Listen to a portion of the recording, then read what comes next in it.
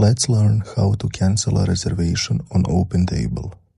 First, go on OpenTable app, and when you are going, look at the bottom of the screen and you can see a bar with 5 options, and you need to click on Booking option. When you do that, you can see all your bookings you made in OpenTable and go to one you want to cancel. Now on this page, you can see your booking is confirmed, and below of that you can see option called Manage Booking, and click on it.